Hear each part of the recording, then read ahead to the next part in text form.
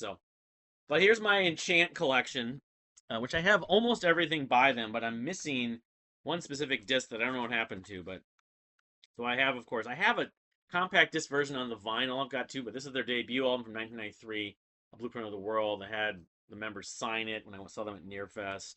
Love this record. It's a classic. You can see I brought it into Best Buy and had it stickered. June 18th, 1998. That's when I was starting to get into them.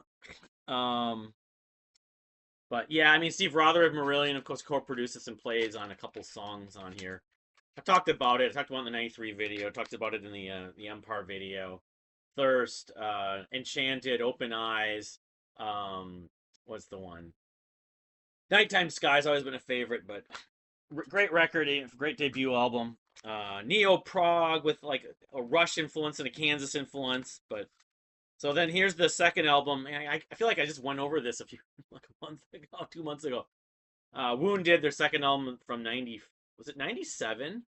I want to say it actually came out in like 90, maybe a year after that, but Wounded, which has a lot of good songs on it as well. Got the guys to sign it, of course.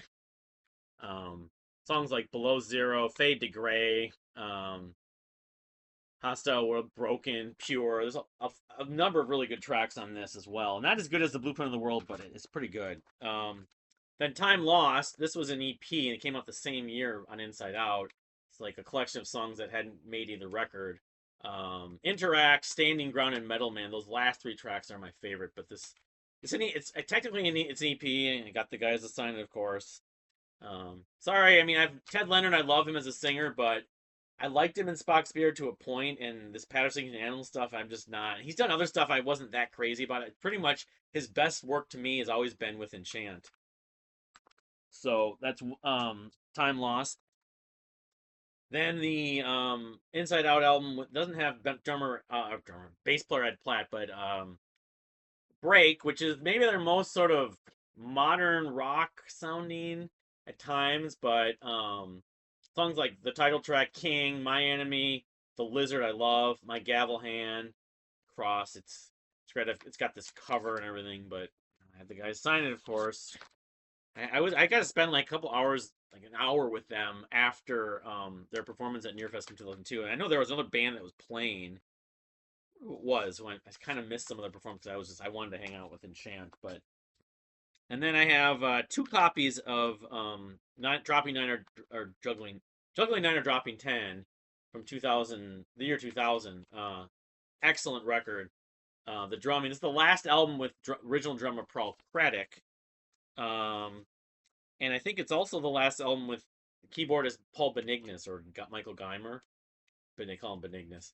You can see the Inside Out, or the Inside Out booklet is on Inside Out. And Inside Out was like the kind of counter or different. It wasn't like Magna Carta. They were going to help the artist more than Magna Carta had helped the artist. I don't know.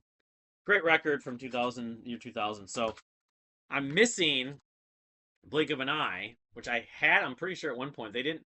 I bought. I don't know what happened to it, but so then I've got Tug of War, the one that followed Blink of an Eye. Blink of an Eye was 2002. It came out like a month after they're at Nearfest. They were supposed to sell it at Nearfest, but like the shipping, the truck that had it got stalled like mile in Tennessee or something like that. But um, anyway, Tug of War, the last album they did before that big hiatus, songs like Sinking Sand, the title track, Queen of the Informed, Comatose. This is the first album with Bill Jenkins, I believe. I can't remember if Bill Jenkins was on Blink of an Eye. Maybe not. But there's a song on this called Proctology. They did a 10th anniversary tour with Spock's Beard and California Guitar Trio. Of course, it didn't come here. It was just in Europe. It's got the hype sticker right there. So, so then I didn't ever get to see them live again, but they did do this live album, Live at Last, which was like 23 tracks. I don't know if it was a double or triple. It was at least a double disc. They did a lot. I mean, like songs from every record, including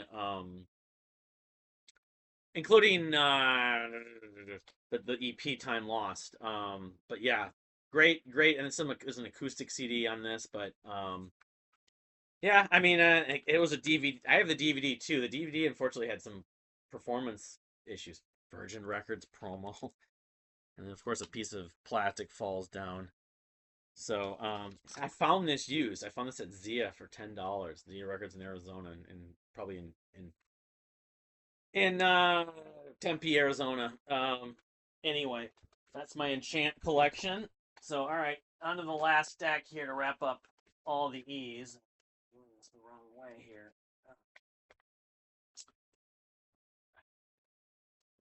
So let's see here. We got this is the band called The End, which I think they might have had one or two other albums. Canadian. You call them? I don't know if you can call them death metal. They're like post metal or post hardcore metal, like post rock with some hardcore, but like post core. I don't know. Anyway, I really like this album, and they were supposed to be on the tour with Between the Buried and Me, I believe, and they had to cancel. And we got another band called Giant, who was good too, but they were they were a really good band. I had just discovered them like a couple weeks before that tour came here. I think it maybe because I saw their name and checked them out, and then I found the CD. Found this at Zia as well, actually, but they're from Canada. I'm pretty sure.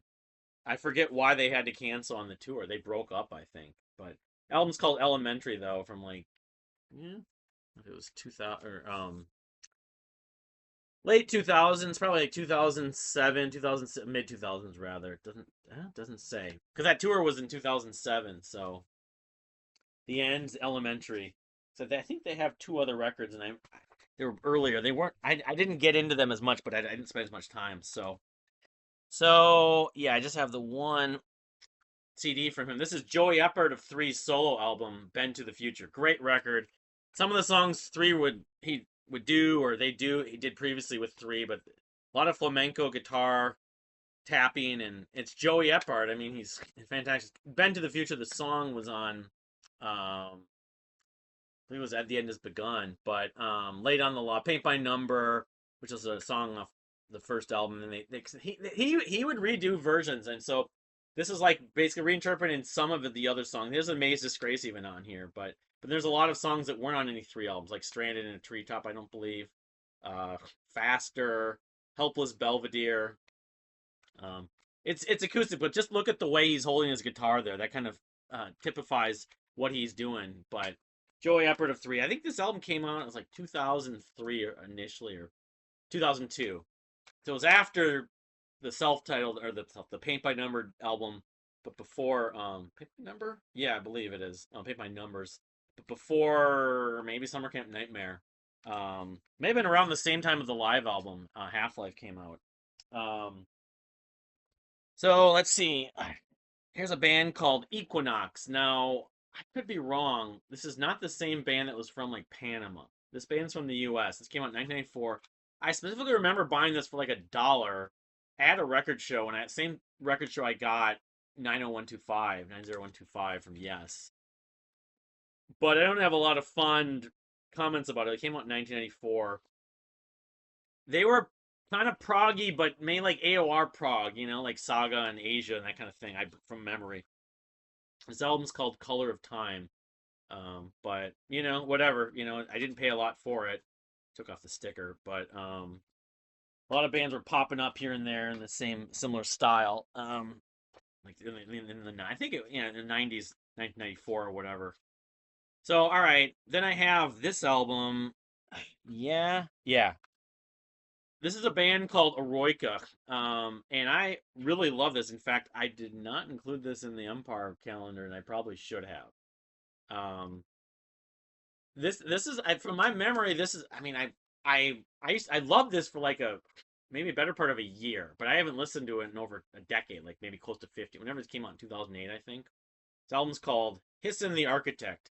There was some other band that I compared them to and thought they were so much better on Rate Your Music, and I haven't read the review in a few years, but there's a classical element to their sound. I mean, maybe it's a little bit like Disc Trails. Though the one issue I had with this is there's some clipping on some of the cymbals on this, but the arrangements are really good. It's three guys, Ben Graham, ZV Krieger, and Ben Hoffman. But anyway, I don't think they're around anymore, Roika, but this is their one record. I think it was kind of in the vein of like Disc Trails, but also kind of like say Mon Luel or Time of Orchids, but it wasn't too avant-garde. It was sort of somewhere in between. So it's not avant-garde prog, but it's art rock, but using strings and some classical interpretations.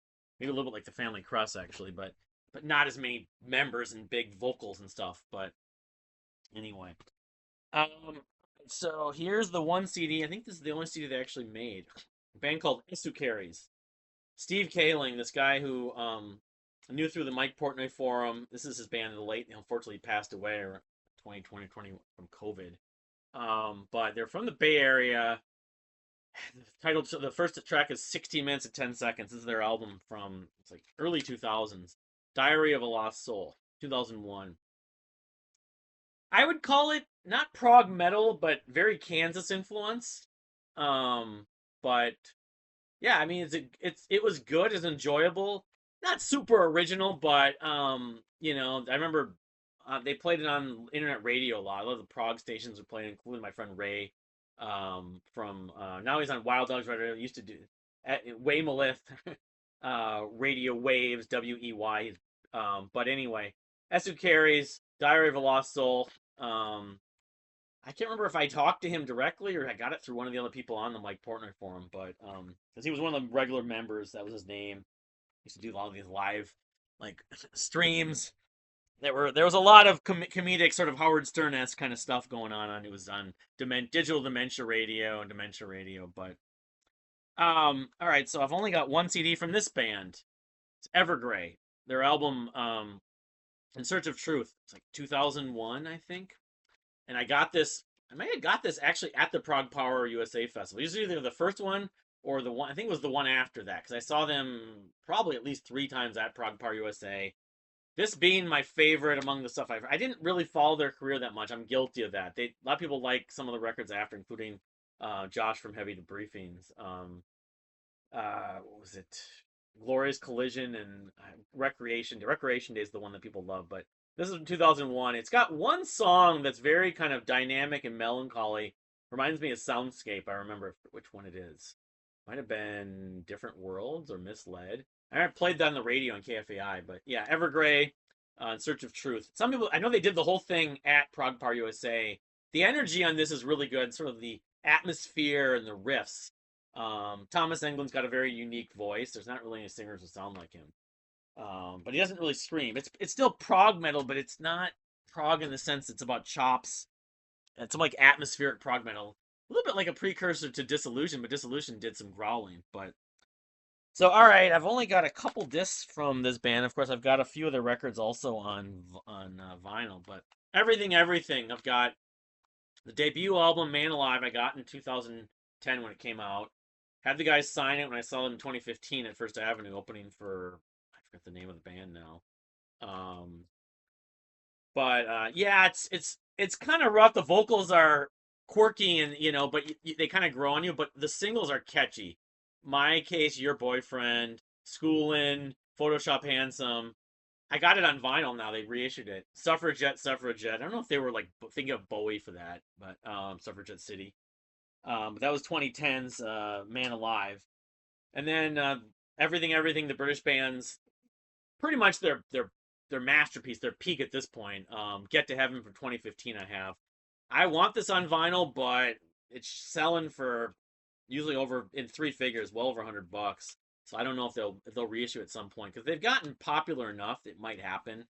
Those first pressings will be worth a lot, but Get to Heaven, which it's like the first, and this doesn't have the bonus tracks, which I don't think it does, because the one that a lot of us heard early on, the digital version, had additional 5 or 6 tracks, but I always felt like the first 6 tracks just it's kind of like Muse and the Glass Onion Kites. After the 6th track, it loses a little bit of steam. I still like songs like No Reptiles and Zero Pharaoh, but To the Blade, Distant Past, Get to Heaven, Regret, Spring, Summer, Winter, Dread, The Wheel of Us. It's a fantastic record. One of the best modern progressive art rock albums, modern of the last 10 years. You could say, well, now it's 10 years old this year. It's turning 10 years old. So, all right. So then I've got 2 discs, 2 CDs from this band that Mark Ingalls of Dredge was helped promoting. They had like a Kickstarter and stuff, and I liked it. There's this band called Eva Rusnik, and I think they're from like Russia or something like that, or somewhere in Europe, I believe. But they got in touch with Mark. Mark may have even played and like co-produced this CD, but one of these CDs at least. One of them's called High Collar Dark Sky, and the other one's called In a Poker Slash Refrain. So not like a short title, but I forget what this is. 2010. This is the High Collar Dark Sky, and I liked it enough when I bought the second discs because I think it was from 2013. I don't remember, but I don't know what I'd almost call them like folk rock, like artsy folk rock. You could say. Not exactly prog, but I don't know who I'd really compare them to. I mean, it's like there's probably elements their ethnicity. Yeah, this is 2013. There are elements of some other bands, like even like Amanda Palmer, like the Dresden Dolls, I would say. So there's like a cabaret element to their stuff. What's the band? Um, it starts with a G. I forget the name of the band, but from like you know Eastern Bloc countries. They're from an Eastern Bloc country that I'm spacing on, but Eva Rusnik reminded me a little bit of. They have a female singer, I believe. Yeah, produced by Eva Rusnik and Mark Ingalls, of Dredge. Um, but anyway, not bad discs, not one I've returned in a while, but anyway. So speaking of Amanda Palmer, this is her collaboration, I believe, with I forget who it was, Evelyn, the CD, and I was kind of becoming a little bit of a completist for her. Not that I'm obsessed, but I just wanted to support Amanda. I liked a lot of what she stands for politically, and I like a lot of her music too. This album, this is kind of I know it's theatrical and 1980. That was a cover they did. Love Will Tear Us Apart. Um, I want to say this was sometime in the early 2010s. Um, this Evelyn. It's like a theatrical play. This is almost like audio theater. It was 2010 actually. So produced by him and Jason Webley. Jason Webley's a friend of hers who's got his own music, I believe, his own solo music. But Evelyn, the self-titled album. So I believe it's self-titled. Yeah, unless it's I don't think it's XI. That's probably just the serial number, but more theatrical than even the Dolls and her own music. So then, all right, a couple more left, and I'll wrap up the E's. Evil Wing, that I mentioned them when I was talking about Empty Tremor, another band from Italy. They had a little bit of like a King's X funk element, you could say, but they still were all about sort of channeling the prog metal of the 90s, especially. The singer was kind of different, though, but ultimately it just came across as being very much of, about chops and, parts and, sort of, okay, we got this keyboard part and then a little funk moment here. Um, they kind of all they weren't all identical, but at the same time they all kind of went in the similar category for me. But this is their album, self-titled album, I think, on Underground Symphony, the label. But I listened to it a couple times. They played on the Dream Theater tribute CD. I remember that. But anyway, Evil Wings. And then here is Exotic Animal Petting Zoo, their debut album. I Have Made My Bed in Darkness from 2008. I don't believe my friend from he's not on this. He was on the second one. I'm spacing on his name now. From Pneumatic Transit is on this. He's not. He was on the second one. And I really liked this album for a short window of time. I have this bad habit sometimes, and then something kind of started to bug me with the screaming. It was a little bit like Deftones, but I mean, there's some trippy moments. It's very kind of again dynamic. There's definitely your share of screaming. There's definitely some like dynamic guitar tones and textures. But it did kind of have it doesn't lack an influence from your sort of I don't know Fall of Troy and that kind of stuff. And I wouldn't say Blink 182 so much, but in that the Warp Tour element is still slightly present in this, but it's proggy. So it's kind of like between the Buried in Me or Protest the Hero in a way. Um, but I like the Pneumatic Transit more than Exotic Animal Petting But the Tree of Tongues is the name of the second album that Jeff Sempillo wasn't on this one. But But yeah, I mean, I think the members of this went on to other things. They were in a previous band too. But I thought this was gonna be like the next Between the Buried to me when I first heard it. I was like, wow, there's just all these textures and um, a balloon enters Coyote City. There's some interesting stuff on here, but I tried to get in the Deftones for a little while, and ultimately the screaming killed it for me. And as much as I've handled some of the the metalcore screaming, I don't know. And there was a production issue I think at some point with this, but a lot of people love this record. A lot of people like the one after it more. A little bit like Circle Take Square. I mean, I love gospel, so I deal with the screaming on there too. It's really hit and miss sometimes with that, but this is from 2008. I've made my bed. Yeah, I've made my bed in darkness from Exotic Animal Petting Zoo. EAPZ, long title, of course. So then the final one, of course, I've got is Extremes, Three Sides to Every Story, which I finally found a vinyl copy about. It wasn't 10 years ago, it was like 6 or 7 years ago. But it's their masterpiece. It's the only Extreme album I have. Their most progressive. A lot of Queen moments on this with Gary Sharon and the vocal harmonies. It's got Warheads, Rest in Peace, Color Me Blind, and it has the hair metal element, of course, too. But it's a much I like it much more than the second one, Porno Graffiti. But yeah, Three Sides to Every Story. Great record. Who cares? The ending suite is totally progressive. Who cares? That suite, Rise and Shine. Am I ever gonna change? And who cares? I think that's a buried progressive metal piece that most prog metal fans and prog fans have never even heard. But although it's more Queen than anything else. But all right, so that's it for the E's. I'll try to go on to the F's. It's like I know barely anyone's watching these videos, but I just want to do them if for nothing, no other reason, just for documentation's sake. But thank you for watching though, and we'll see you next time.